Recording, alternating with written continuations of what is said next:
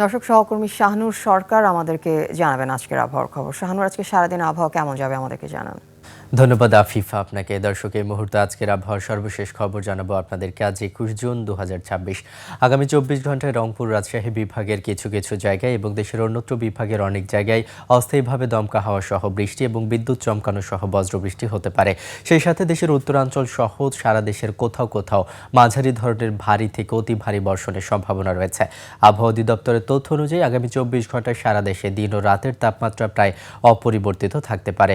গত 24 ঘন্টায় দেশের সর্বোচ্চ তাপমাত্রা পাবনায় রেকর্ড করা হয়েছিল 36.7 ডিগ্রি সেলসিয়াস। এই মুহূর্তে রাজধানী ঢাকা সহ দেশের বিশেষ কিছু অঞ্চলের তাপমাত্রার দিকে লক্ষ্য করলে দেখতে পাচ্ছি রাজধানী ঢাকার এই মুহূর্তের গড় তাপমাত্রা রয়েছে 30 ডিগ্রি সেলসিয়াস। ময়মনসিংহের এই মুহূর্তে তাপমাত্রা রয়েছে 26 ডিগ্রি সেলসিয়াস।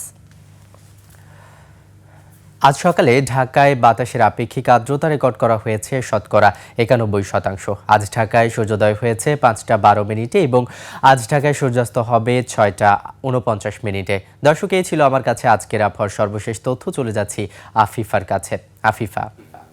ধন্যবাদ শাহনুর আপনাকে।